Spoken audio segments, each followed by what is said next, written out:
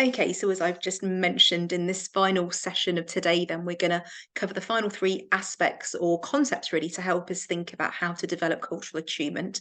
Before the break, we were looking specifically within component 2 of identity. We were looking specifically at identity and that tool, the identity wheel.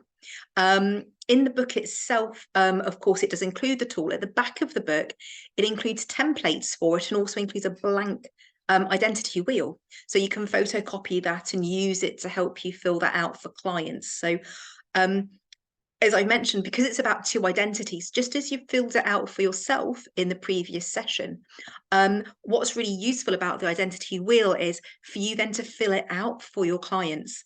Now, of course, this isn't something that you would fill out necessarily in session with your clients, but rather it's a tool for you to ensure that in thinking about your clients, in reflecting on your work, maybe in your process notes, when you go to supervision, to ensure that by filling out an identity wheel, I found it useful to do that, not only to ensure then that I'm keeping in mind all aspects of my client's identity, but also it helps me to identify perhaps aspects of their identity that are hidden and invisible, and ones perhaps that just because they haven't spoken about them doesn't mean they don't exist.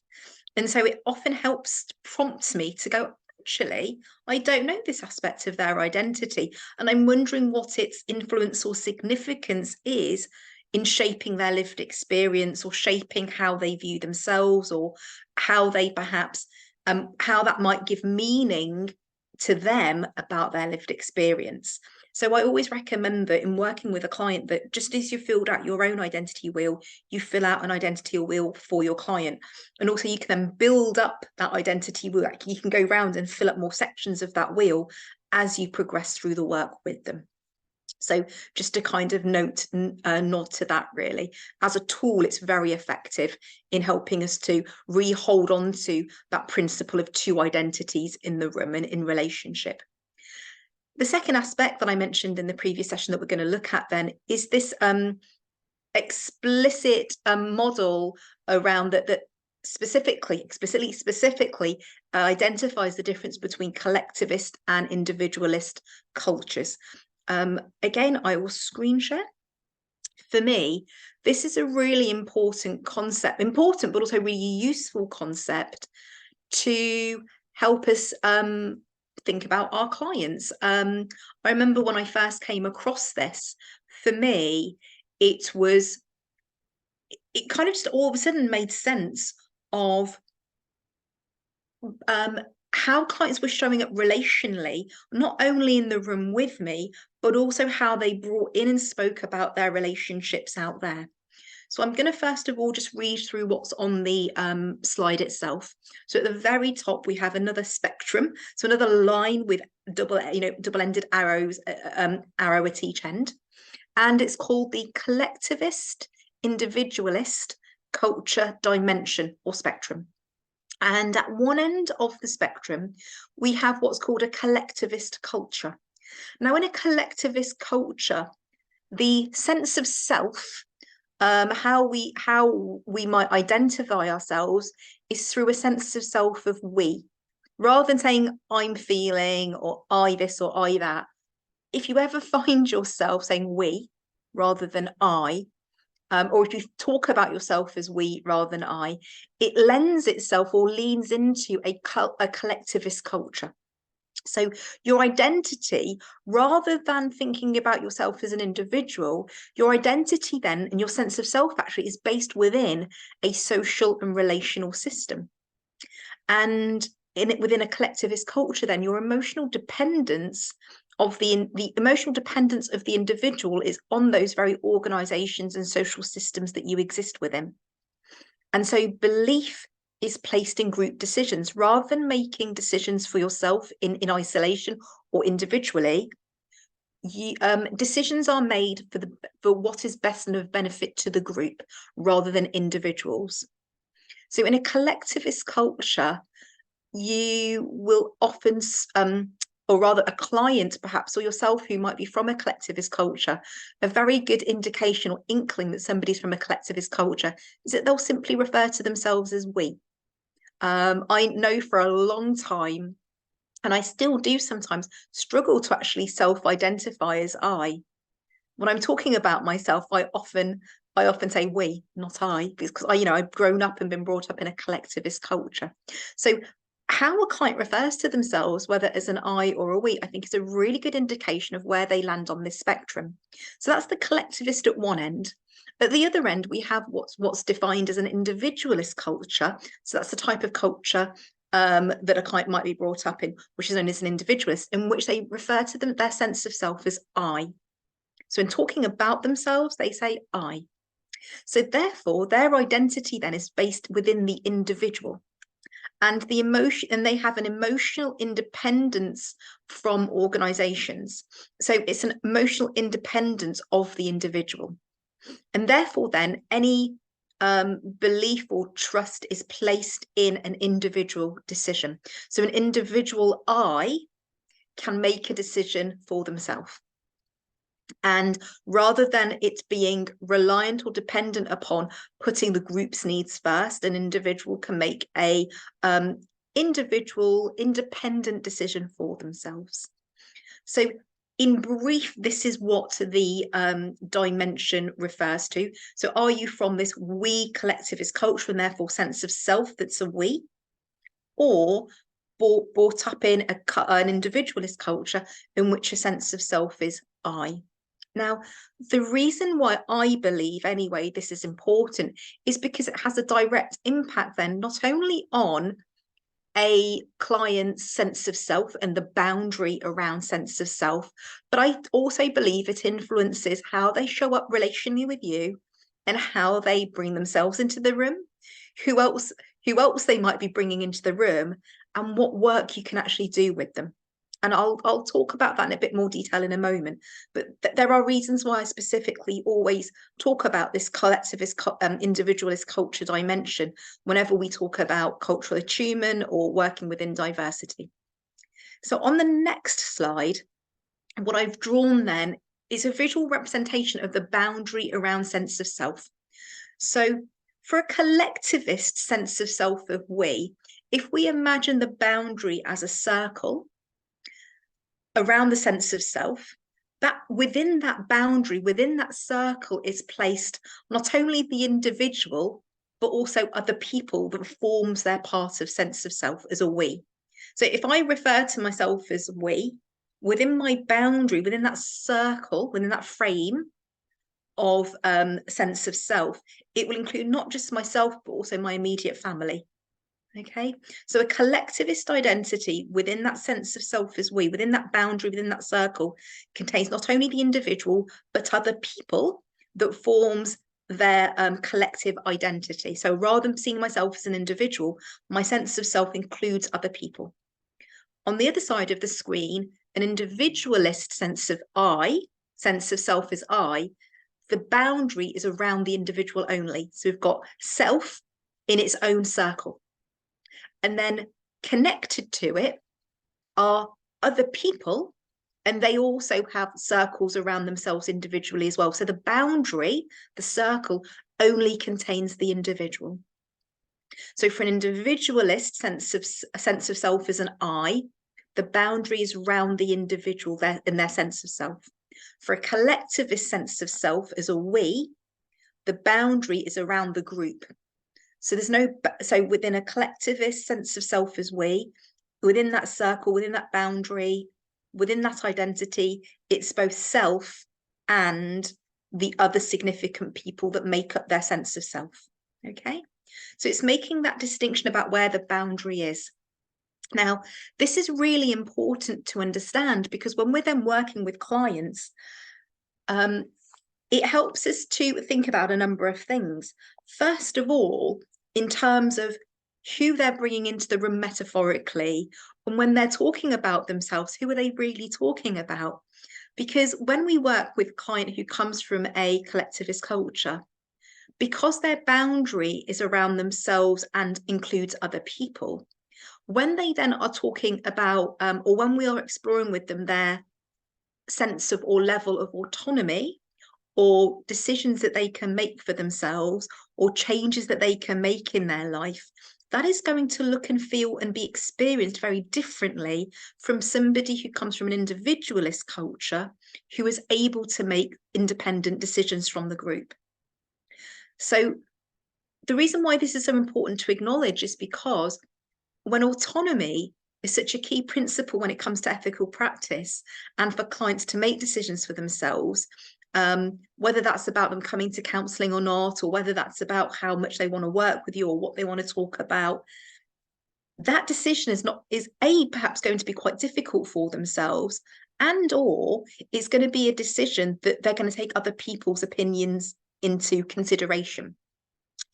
It also directly affects their level of autonomy of what they're able to do out there and any changes that they can make out there from what they're taking from in here. So whatever you might talk about in here and anything that they might want to change out there, there is a distinction or there is a potential difference between what they talk about wanting to change and what they can realistically change out there.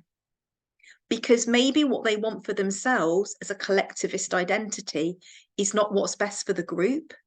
And so their needs don't get met out there, or they can't make a decision that they know is best for them, but because it might not be best for the group, they can't actually do it. So we really do have to consider the level of autonomy, the level of choice, and therefore an expectation we might have, or an expectation the client might have for themselves about what change is feasible or realistic.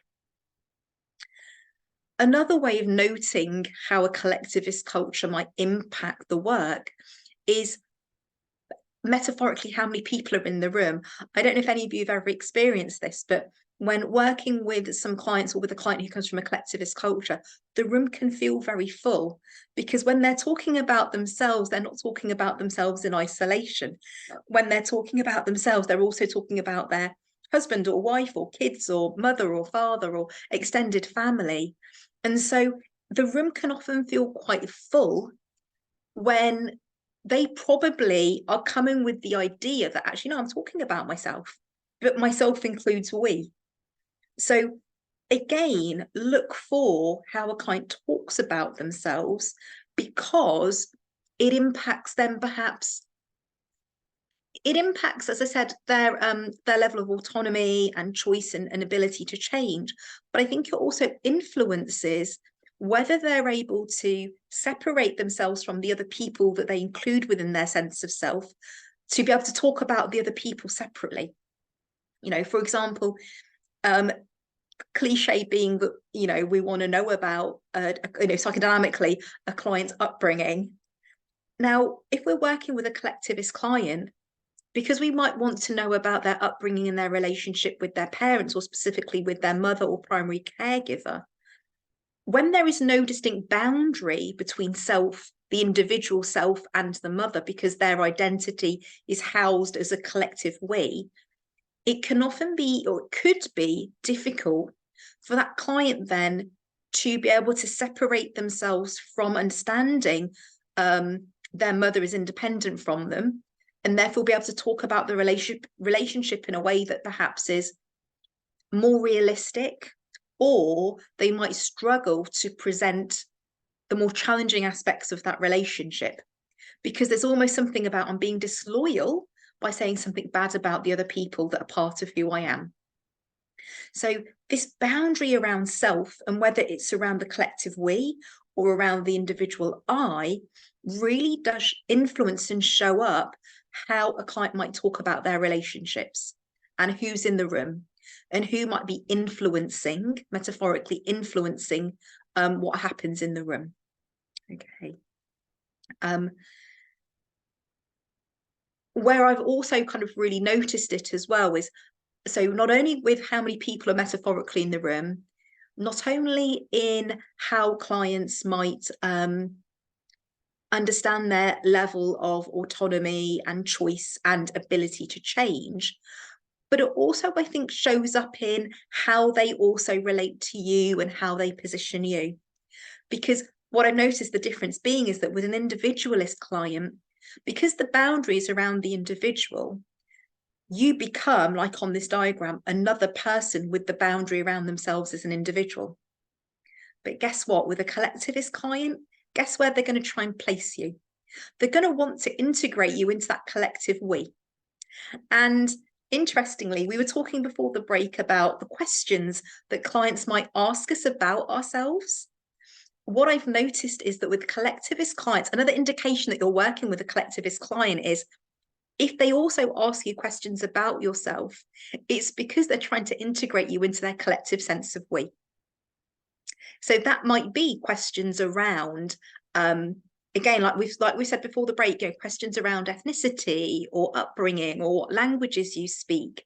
So part of the assumptions that clients might have about you, and therefore then the questions that they might follow up with, it might be because what they're trying to do is they're trying to figure out whether they can locate you within this collective identity or not. So that's so again, just an indication of why clients might be asking you those questions. Okay, because what clients want to do is they want to be able to socially locate you in their world. We go back to that metaphor of Narnia. They want to know, where do you fit in their world? And so they might be asking those questions about you. So again, that's why, again, it's not a black and white or right or wrong answer of do I answer the question or not, but it's us being curious about why they're asking that question. Is it because it's part of their collectivist sense of self and they're trying to place us within their collective identity? They've got to figure out, well, do you belong or not? Are you from the same ethnicity as me? Are you from the same community as me? Do you speak the same languages as me? If you do, then you automatically become part of my collective we. And if not, you are then the other.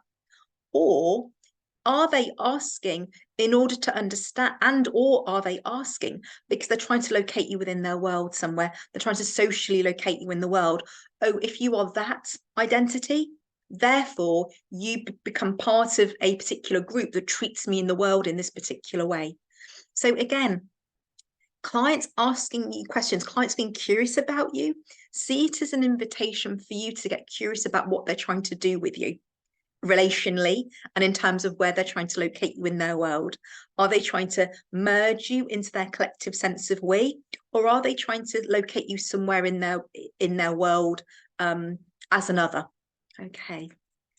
I know this has been mentioned already earlier today about collectivist and individualist culture, but as I said, just kind of a whistle-stop tour here around why this dimension is often really useful when we're trying to culturally attune to our clients, because it helps give perhaps context to why clients then want to know about us, rather than, again, us making assumptions that they're asking because they're nosy or because they want the spotlight off them or for other reasons. I think we've also got to open up to the curiosity and open up to the potential that actually, in order for a client to feel safe with us and to be in relationship with us, they have to figure out who we are in order for them to locate us somewhere in their world, in order for us to make sense to them.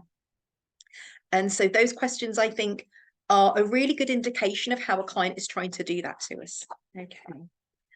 Before I move on, any particular thoughts or reflections or questions about the collectivist individualist dimension? I know some of you are familiar with it already, but to those of you that perhaps new to it, any thoughts or reflections?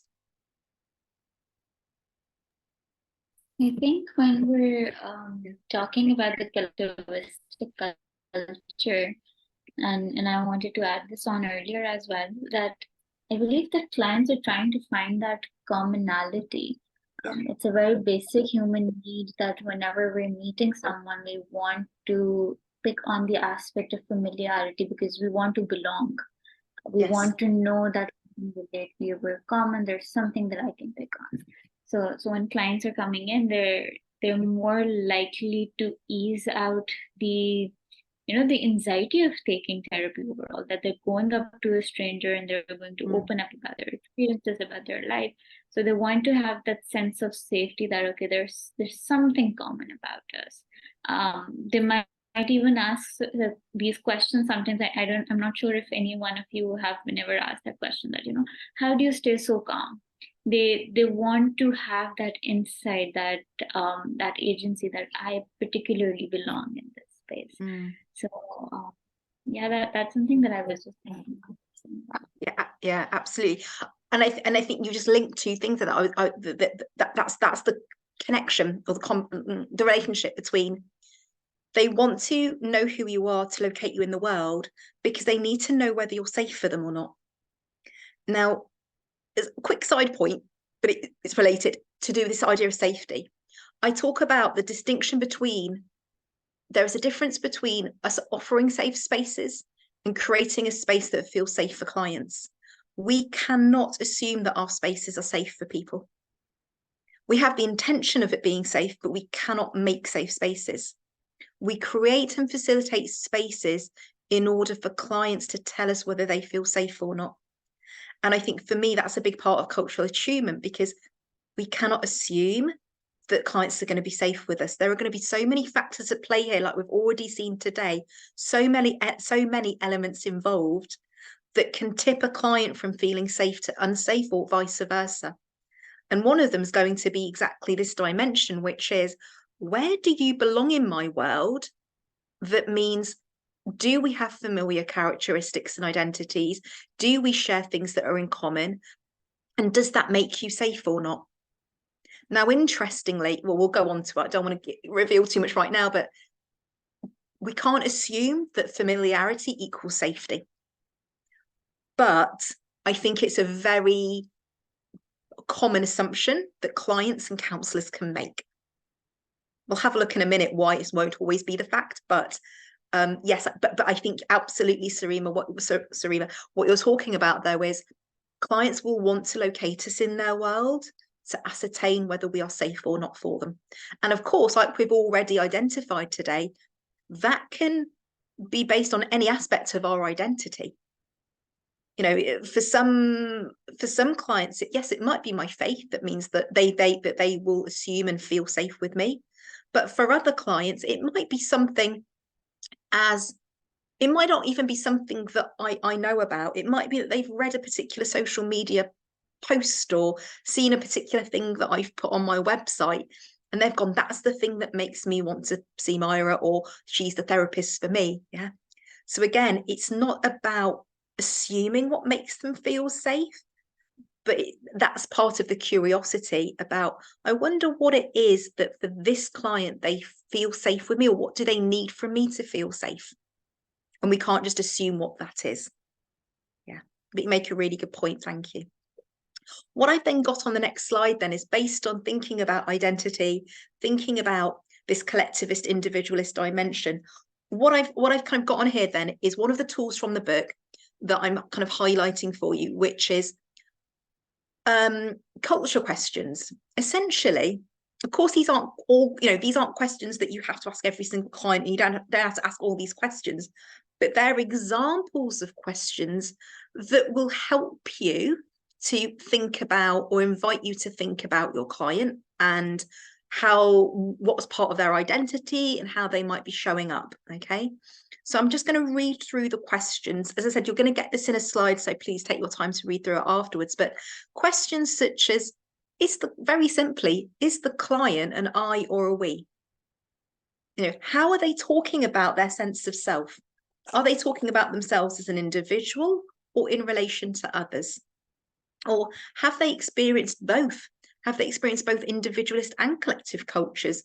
And do they hold a combination? Because again, these are not mutually exclusive identities or cultures. Other questions such as, what is their family tree or relationship structure?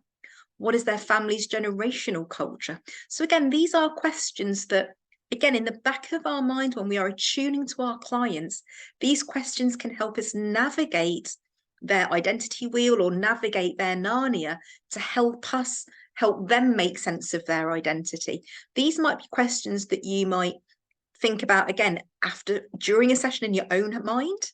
They might be questions that you ask your client specifically. They might be questions that you ask yourself in your process notes, or when you've done an assessment, after an assessment, or in supervision. Okay, these are kind of frameworks or guides for you, tools for you to help you kind of deconstruct this a little bit more, help you unpick it a little bit more for you to understand what actually is my client's identity.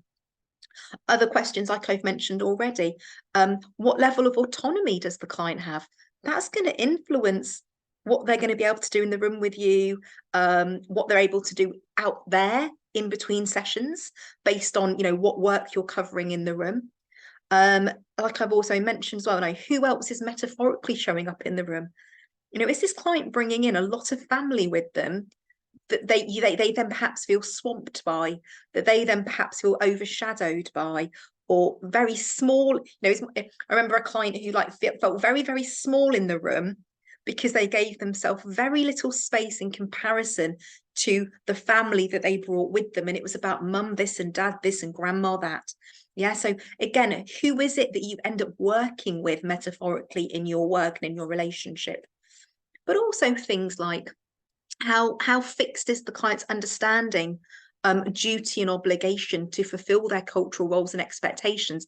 Again, things about how does the client understand their duty and obligations? What duty and obligations do they have? What roles and expectations are on them? So again, it's not only thinking about what's going on internally for the client, but what's also going on relationally for the client as well. This helps us, again, not to look at or take or make assumptions about the client just because they are identifying as a particular ethnicity or a particular faith. It's helping us to look at this in a bit more detail so that we are not doing this. These questions move us away from cultural competence, yeah? Because these questions get us to think about the client specifically, not about, well, my client is this ethnicity or this faith, therefore I know what duties and obligations they have.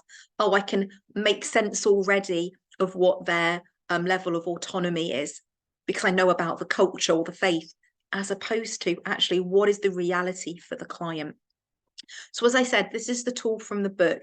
And in the book as well, there are a lot more questions to this as well. So please have a look at that. So as I said, what I've done here is given examples of questions to ask specifically about their identity and family. In the book, there are also questions around social kind of support systems and also things around work and education. Again, these are questions as tools to help you think a bit more about your client.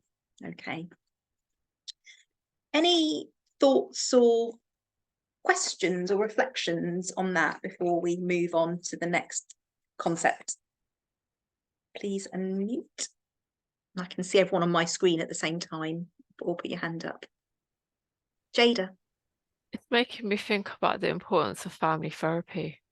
If so many people are showing up in someone's individual space, yeah, would it not be more fitting to do systemic work as a family? But again, a great question, because again, it's a prompt to go, actually, what perhaps is the realistic remit of the work I can do with an individual? Is it that it might end up being that the work that you do with the individual is for them to recognize that they're a we?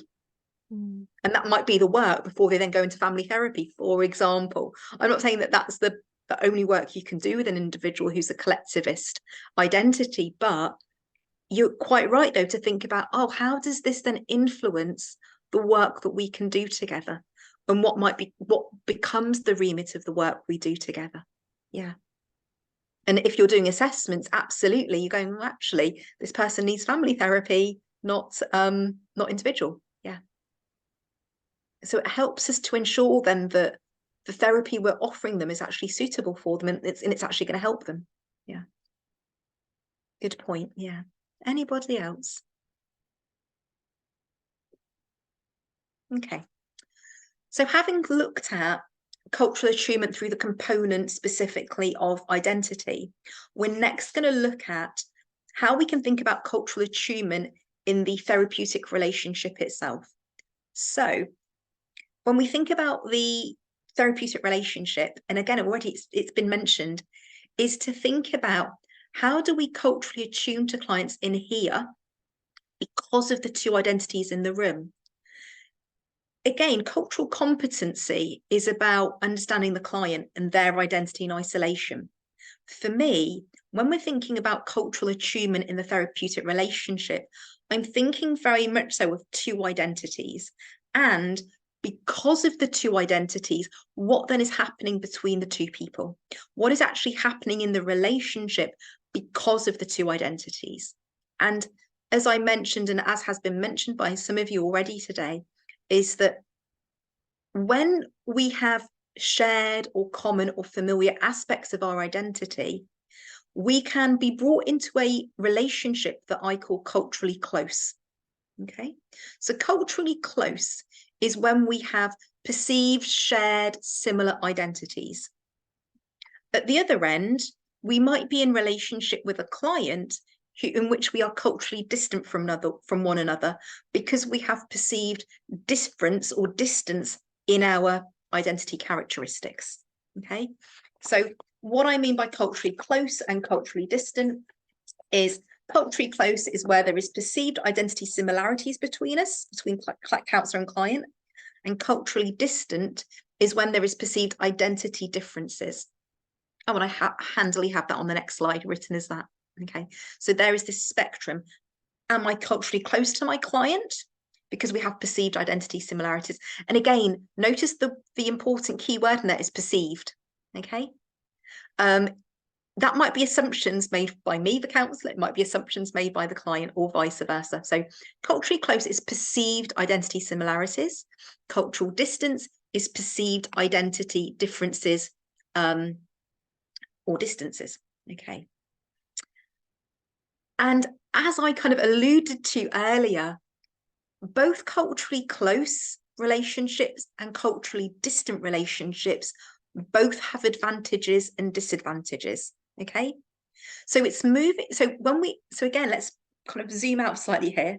When we're thinking about cultural attunement, it is to recognize that and to move us away from this trap that culturally close means good and culturally close means bad.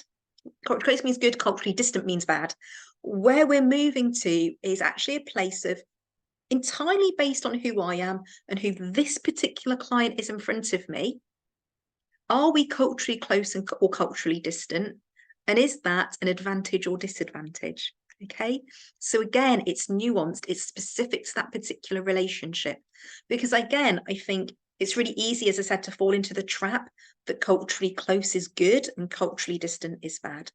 So, and thinking about advantages and disadvantages to both, what I'm going to do is I'm going to come back to gallery screen in a moment, but I just want to give everybody a moment to think about, can you, any of you, identify what, we'll start off with culturally close. So where there are perceived identity similarities, that might be age, gender, sexuality, faith, ethnicity.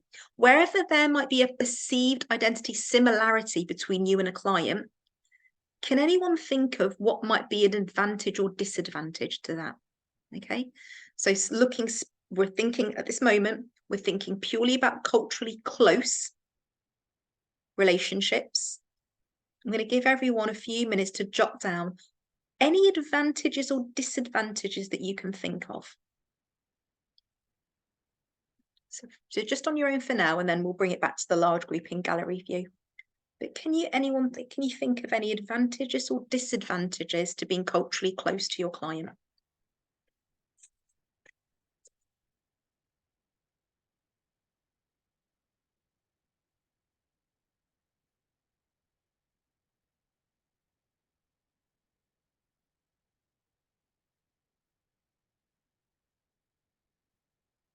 I think some have already been alluded to today. Some of you have mentioned some already. You know, think about what might happen in the relationship if you're culturally close.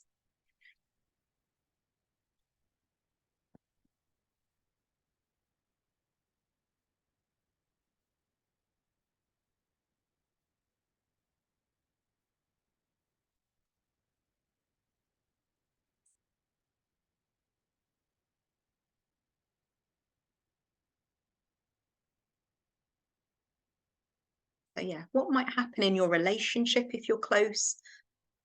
Also, you know, what might happen in the work itself because you're close?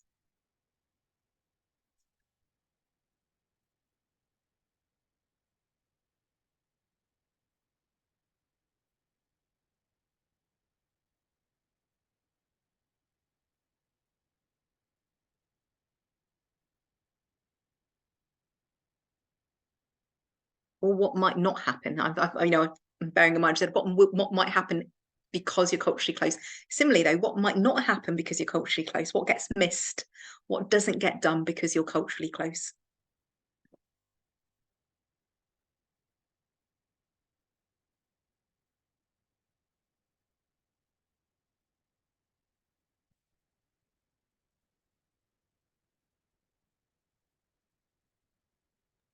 Can I share? Yeah, what I'm just going to do, I'm just going to stop sharing the screen side just so that we're back into the gallery. But yeah, Sarima, if you want to start, yeah, any thoughts? What's might be an advantage or disadvantage? I think this is something that I have experienced, and I believe it was initially sort of a bias as well for me.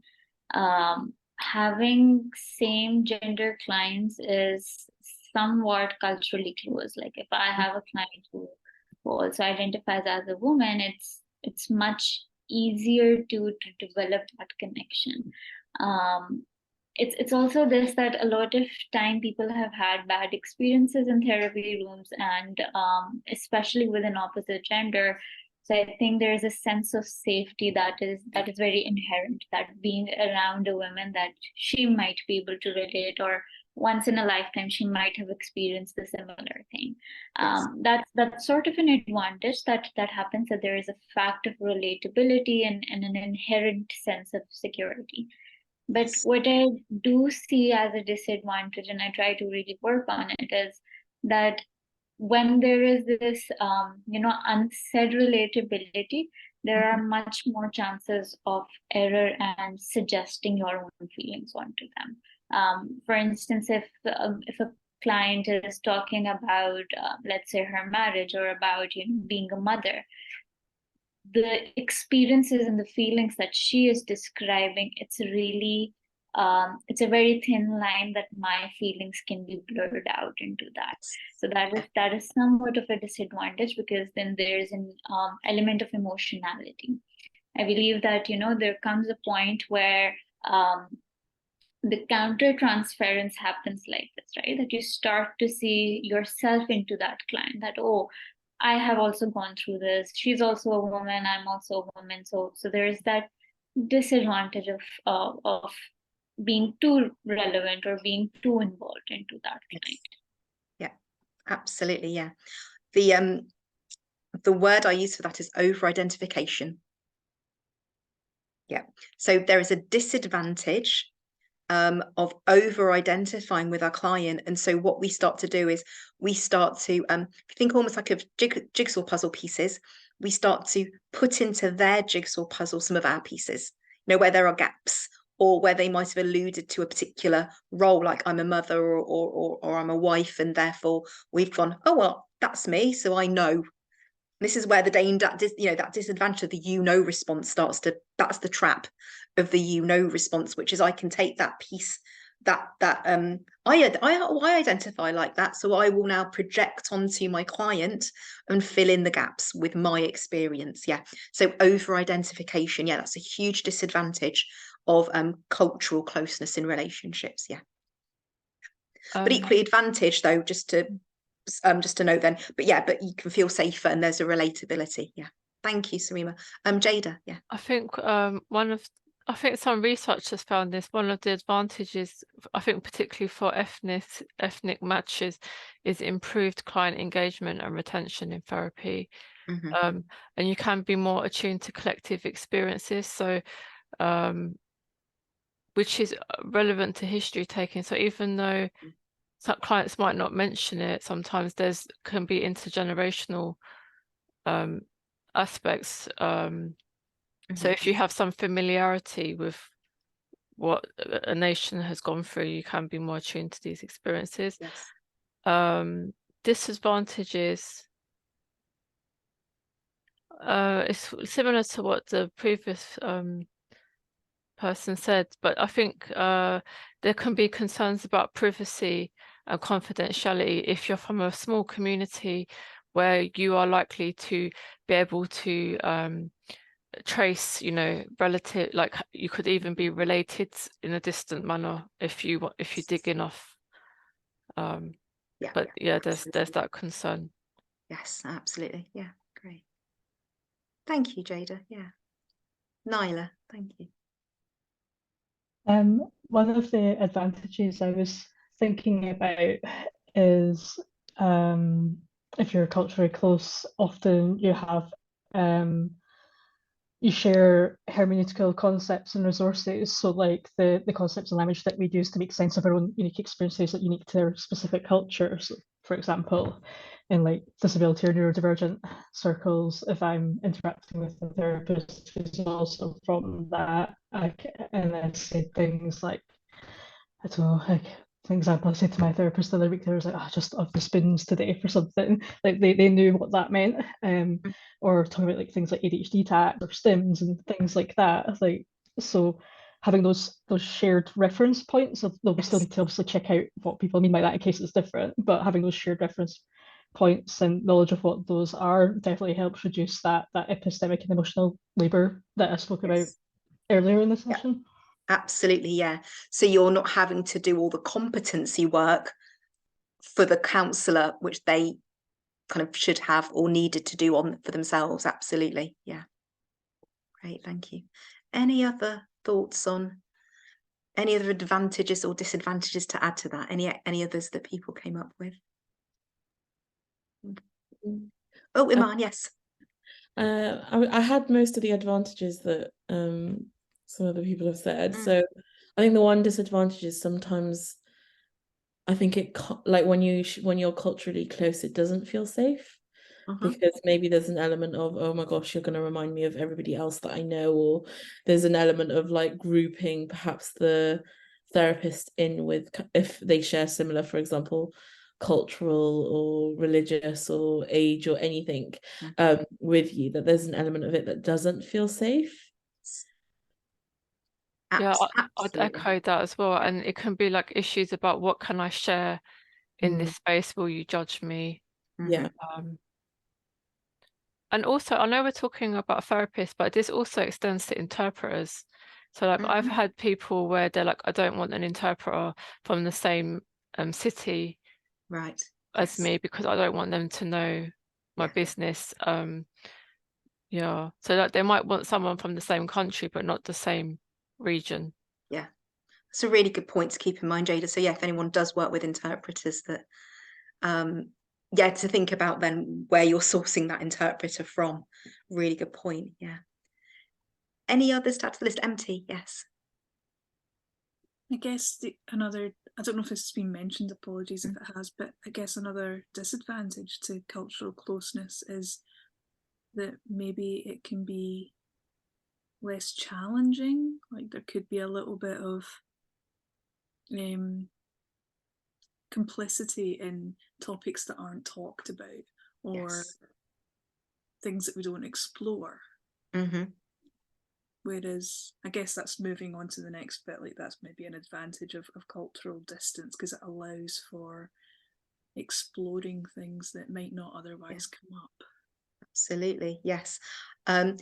Interesting, so everything that everyone has said, I'm checking, that's what I'm looking down here, like checking on my list what I have, and I'm going, yep, you're getting them all. Yeah, I have that written down, MT, in terms of that topics that don't get explored. I've kind of conceptualized that as collusion of defenses and avoidance.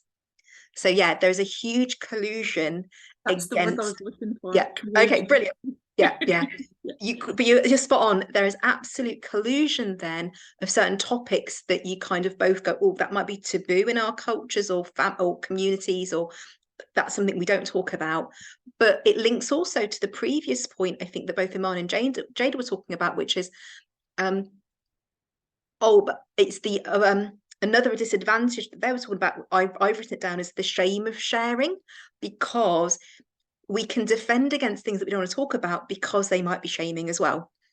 And so some clients don't want somebody who's culturally close, because the very thing that they want to talk about is the thing that they know that if they see a counsellor who is culturally close, that counsellor may not want to talk about it. They might, and they'll defend against talking about it. They'll collude with that avoidance. And on top of that, if they do share, they'll feel shamed and judged by it. So yeah, quite big reasons why clients don't want somebody who is culturally close to them. And I know I've worked in agencies previously in which a client who comes from a shared or similar ethnic background might say, I don't want somebody who's Asian. I don't want a counsellor who's Asian, or I don't want a counsellor who's Muslim, because of these disadvantages, these, you know, potentials for collusion and this potential for shaming, something that they might perceive as, I'm going to be judged for it. So yeah, lovely. I'm just going to quickly share the list that I had for this. I think you've all got most of them, or they might just be worded slightly differently. Won't share the slide. There we go. So advantages, like you've mentioned, it helps build the therapeutic relationship quicker and feeling closer through that familiarity. I think this is what Sarima, you were talking about. And so the client feels seen. Another advantage is that they don't need to explain or teach their identity or lived experiences. That competency part in a way is already taken care of, but to attune then is to understand our client's individual experience of it. And another advantage is then the counsellor is socially located in a similar position to the client out there. Going back to that very first concept component of structural and systemic contexts, my collectivist identity, I then as the counsellor, if I'm culturally close to my client, they might then perceive me as, oh, well, you get located in the world and experience the world in a very similar to me because you're in a similar position. We both might be oppressed or marginalized or minoritized. We both are from a similar, we might share the same faith, and therefore both as Muslim people, we might experience the world in a similar way. So there are a number of advantages, like between all of you, you've mentioned. However, there are equally disadvantages. The you know response we've already covered today, but the you know response though does lead us into some of these other disadvantages. I think the you know response can lead into the over-identification and projections. It can lead into collusion of defences and avoidance, and also it shuts down the exploration of the client's experience. Other disadvantages, again, it's been mentioned, fear of breaching confidentiality. I think, Jada, you mentioned that in terms of clients worry that we're from the same community and therefore it might get back to family or back to the community, and equally why they won't want an interpreter from the same community. There's also an avoidance of the power. Now, I know this kind of leans much more into the power dynamics of the in here, but being culturally close, we might not recognise that we hold power in our relationship over our clients. And so we might unintentionally use our power over our client, or we might even avoid or defend against even acknowledging that we have power over our clients. Okay. And as I mentioned as well, the shame of sharing. So it isn't a simple case of being culturally close is good. As we can see, there are equally disadvantages to being culturally close. So again, in your therapeutic relationships, be mindful then that if you are culturally close to your client, between the two of you, if you are culturally close, are any of these at play? Are any of these in the room? Is there something, it's particularly with the disadvantages, you're needing them to check, am I over-identifying? Am I colluding? Are there particular topics or feelings that I'm avoiding? And does the client perhaps limit or edit what they're bringing because of being culturally close? Okay. So a good tool here to think about what might actually be going on when we are culturally close to a client. Now, I think it was MT, you mentioned what becomes a disadvantage for culturally close, guess what? Becomes an advantage for when you're culturally distant. So based on the advantages and disadvantages of culturally close, they're actually just going to be the opposite for culturally distant. So I'm just going to go through then the list for culturally distant, and these are not going to hopefully they'll feel quite familiar to you now. So just reading through the advantages of culturally distant then, we have then the outsider lens. Again, it's already been mentioned today, because it's somebody who's not from the same culture, it takes away the disadvantage of the you know response. And so by having an outsider lens, we then have a counsellor in our cultural curiosity. We can explore a client's world with a lens that then we're not coming from judgment from the same culture, and we don't have those similar cultural expectations, but we can kind of go into their world and go, oh, well, how do you experience this? And how do you understand that? We're also, I think, more able, perhaps, or advantages, we can work through issues that are then actually caused by culture or identity issues. Because we're not from the same culture or have a closeness with that particular identity characteristic, we can then perhaps take not necessarily an objective position, but I think we take up a position that looks at that issue from a different angle or perspective. And because of that, then, by having distance in our identities, I think we're more likely then to address the power that is in here. We're more likely to address the power dynamics in here, because what I think by being distant, the very nature that we're culturally identity distant, we can then actually name them in the room. But I think that's far harder when we're culturally close. So I think we can address power in here more easily and perhaps more comfortably because there is difference and we can name that difference. So for example, each of you immediately, I'm sure, can identify a client who is culturally distant to you based on a particular identity characteristic. And you can then invite your client through your cultural attunement and curiosity to say, I'm wondering what it's like for you to come and see a counsellor who is, and then you name an identity characteristic that is distant from your client. What does that then mean for the client? And then what you're then inherently doing is addressing the power dynamic that gets presented in your relationship because of that distance. However, of course, there are disadvantages, though, to being culturally distant. This, for me, is, again, linking back to cultural competency.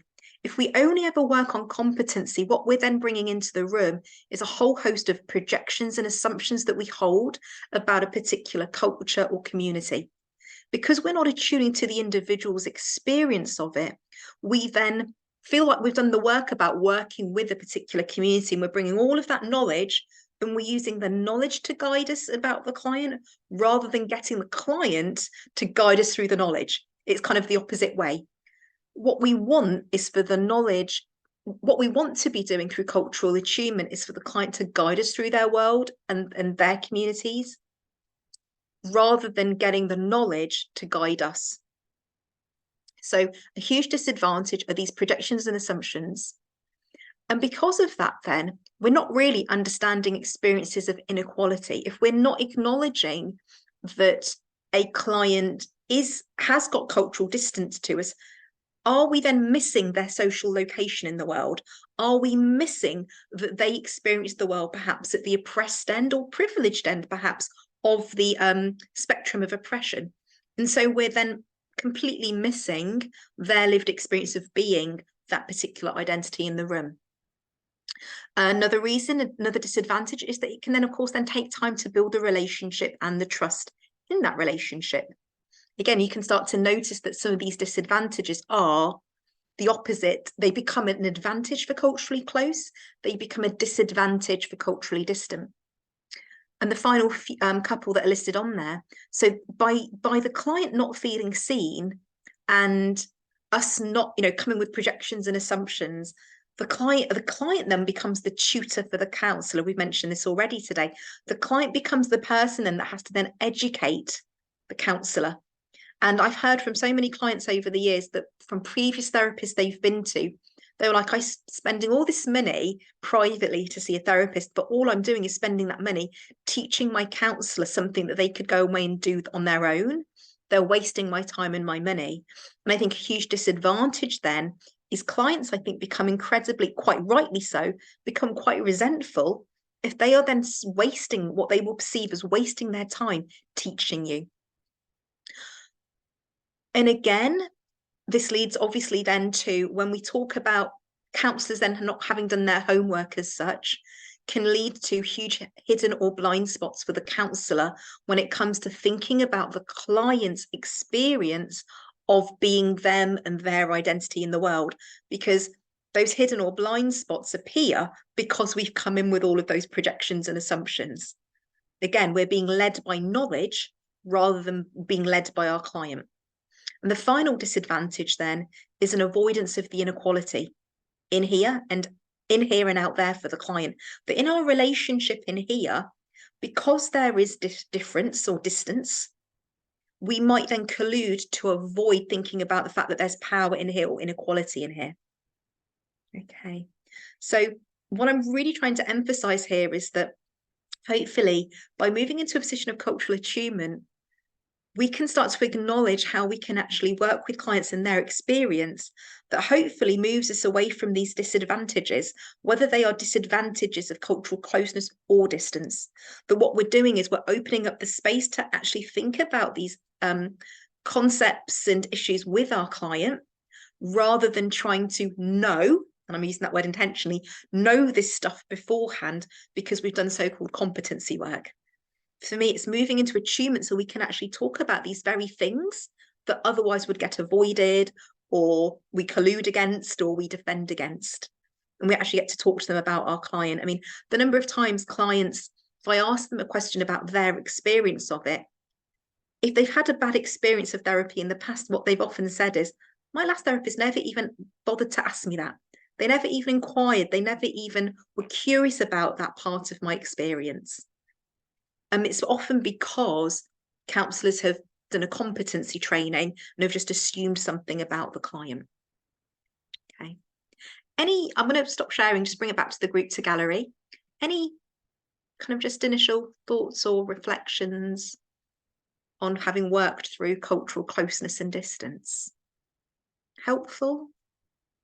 I think one thing that it's again pointing towards having this discussion of closeness and distance is that how important it is to have that cultural attunement. It's like an ongoing process that doesn't have a destination, but what really counts is the journey.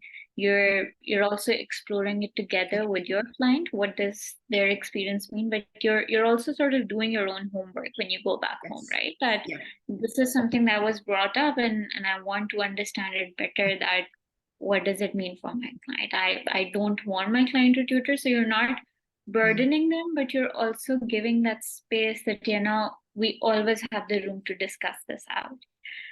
And something that I do like to practice by myself is that taking away that power dynamic, that I can also misinterpret things and I can also, misunderstand things. So if that happens ever, come up and discuss it, because clients can have their own reservation that my therapist said something in a particular tone and that didn't resonate with me well.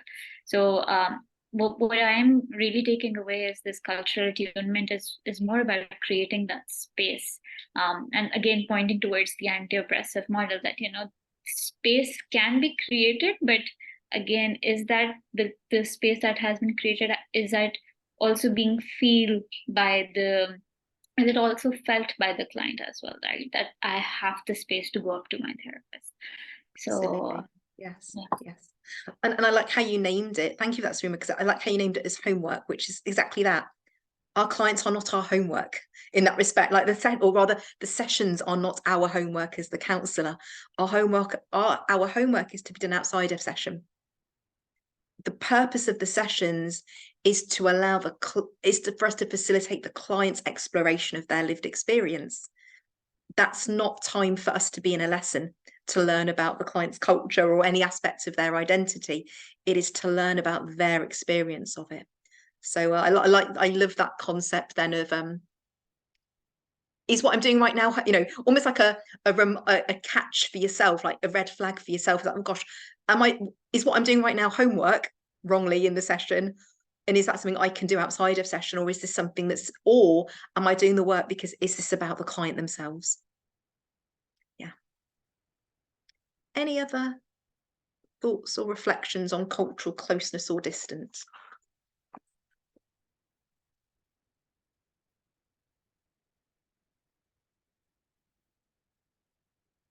Sasha, please.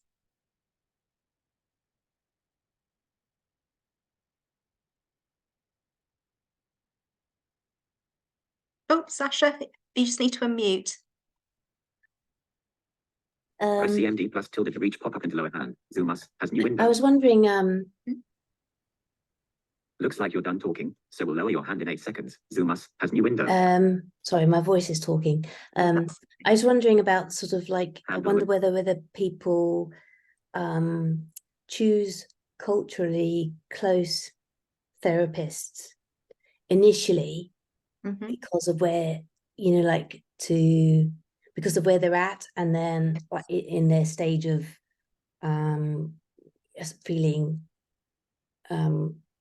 safe, or you know, whatever it is in their life where they're at. And so they're also like, you know, if I just take, say, visual impairment, maybe there might be somebody that sort of feels like, well, I need to talk to somebody that I feel would know where I'm coming from.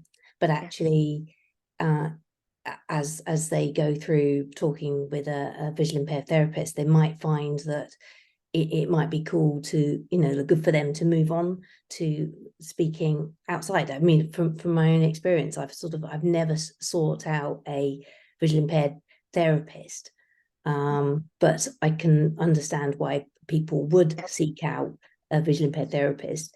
But that probably is, they might do that and then sort of then move on. I don't know what I'm trying, you know, that's sort of culturally close to then culturally distant. I think that's a really good point you're making there, Sasha. I think absolutely, I'm always curious why clients choose me. Now, I appreciate that's different because I work privately, and so clients can choose me, and that's different in an agency when you're allocated clients. However, it doesn't take away from the point that what choices, you know, let me make this more general here. Yes, what choices or what preferences does a client have at the beginning?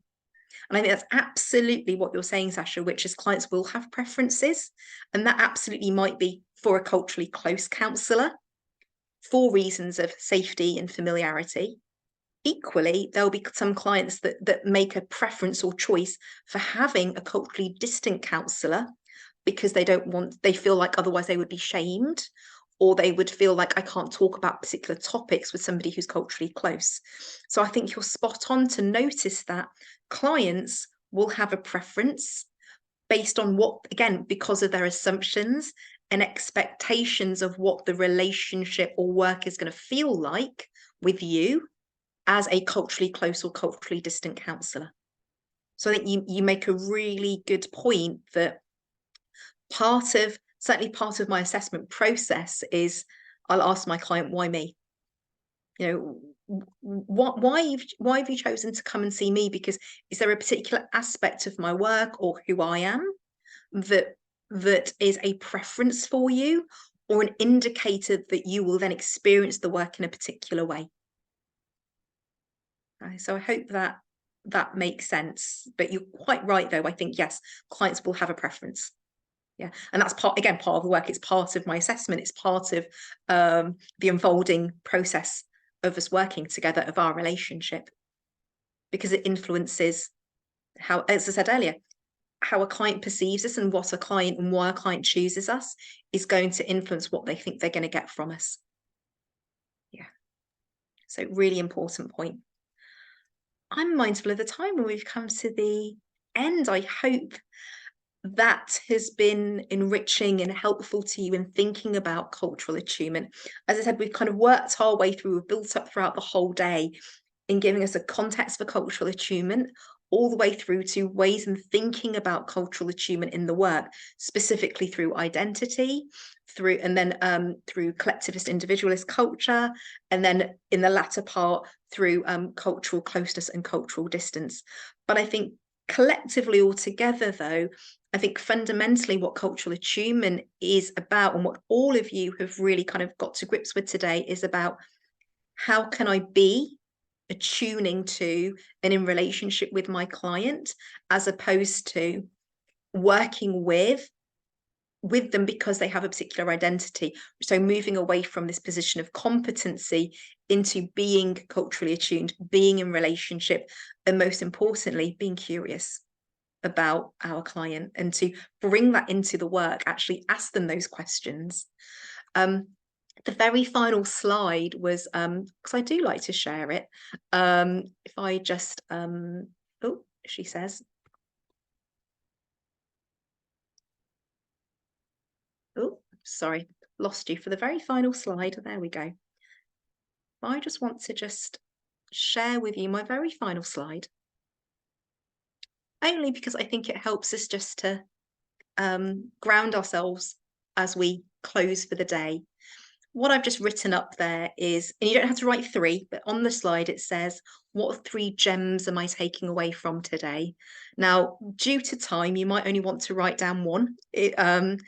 And then there's a picture of 3 like little outline, little icons of gems, like little diamonds. But so if you want to, what 1, 2, or 3 gems are you taking away from today? If you just want to capture that for yourselves, and that might be something you've learned, it might be something you need to go and do now, it might be something that you want to go and add into your practice, or a question that you're going to add into your assessment process, whatever it might be. What might be 1 thing that you're taking away from today? And if you just want to capture that for yourselves, if you've got more than 1, even better, but for time reasons, one gem you're taking from today.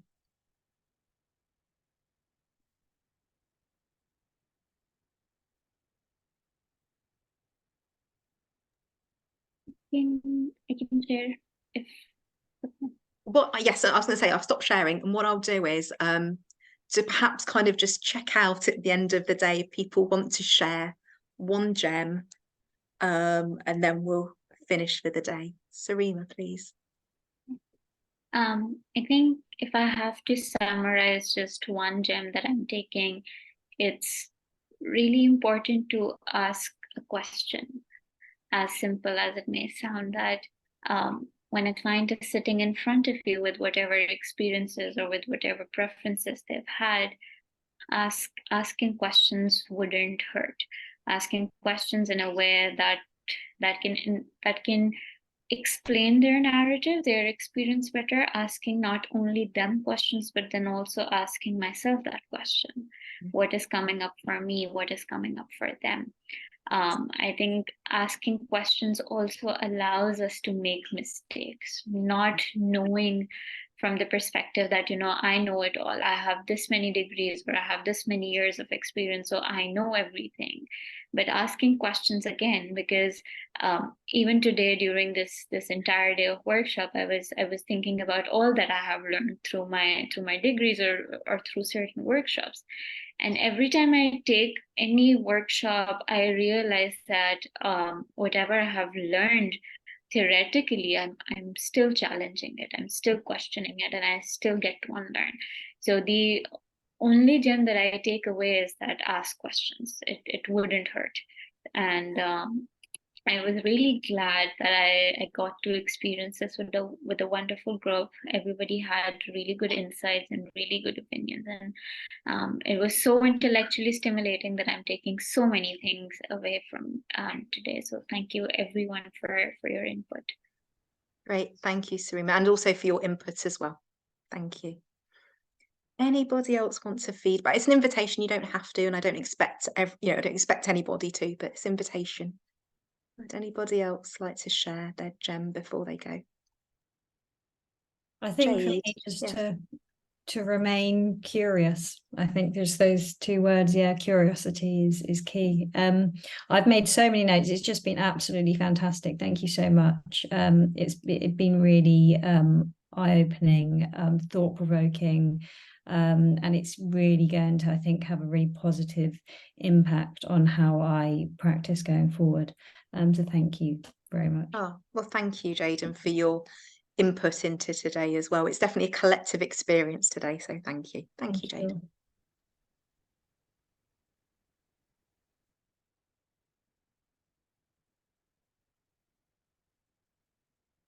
Anybody else like to share? It's, as I said, it's an invitation. Audio now unmuted. I'm still Zoom us as new window. I'm still obviously excited about being curious, but I still hold from a long time ago when you first sort of talked it out with us in that workshop, and it was 2 truths in the room, and I am working is that is so important to keep hold. And I would say not only in this, not only in your therapy and Yes. your work, but I reckon it in schools and everywhere it should be there. Yes. Thank you, Sasha. And thank you for your input today as well. I forgot to say thank you very much to Myra. Thanks, Sasha. I think, I'm taking away the within as opposed to with. I think I'm just gonna reflect on it a little bit more and kind of like, I feel like what today's done is almost put like a vocabulary or like an articulation to like concepts that are generally happening.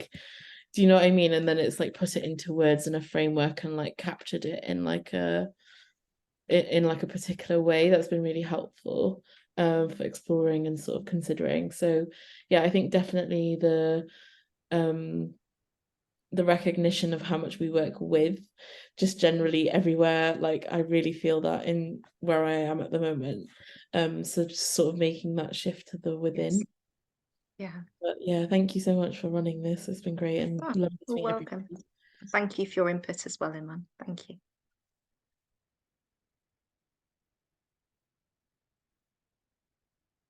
Would anybody else like to?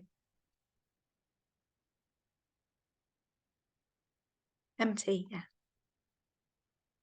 I feel a little bit like there's so much that I want to just sort of sit with.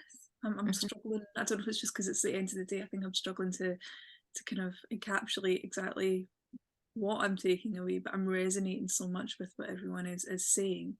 But I guess I'm really grateful for the group that we've had today. It's felt really warm and friendly and curious. So I guess I'm feeling quite grateful for that. And that's a gem, actually, I think, to take away as well, like working in community like this. And yeah. Great. Thank you, MT, and thank you for your contributions as well to the group. Thank you. Anybody else? Just give a couple more seconds if anybody does want to. Jada, yes. I was just it feels like a good reminder of how we should be practicing as therapists.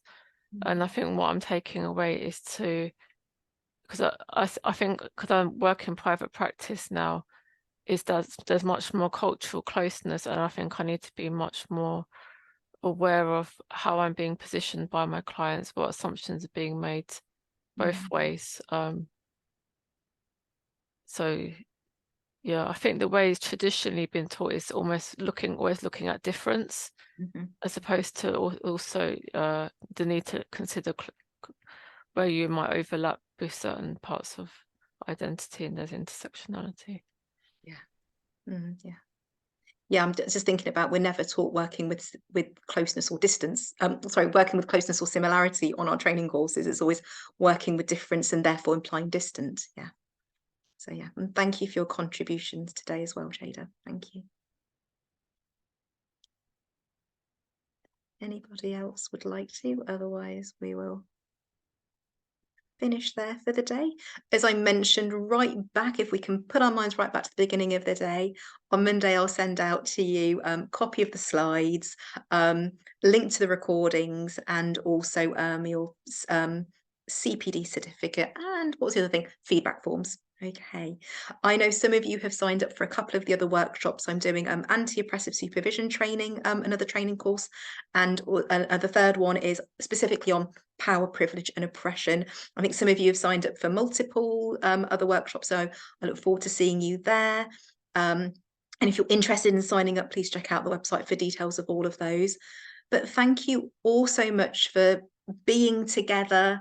As so many of you, I kind of also want to just reciprocate that kind of real appreciation for all of your involvement and input, and all of you being open to discussing and being really involved in today's workshop as well. I did mention at the start it's going to be interactive, and you really all did kind of step into that space. So thank you so much. And I look forward to seeing you at a future training or workshop. Okay. Enjoy the rest of your weekend. You deserve You deserve time to go and chill and relax. Okay. Thank you all so much. Bye. Thank you. Thank you. Bye, everyone.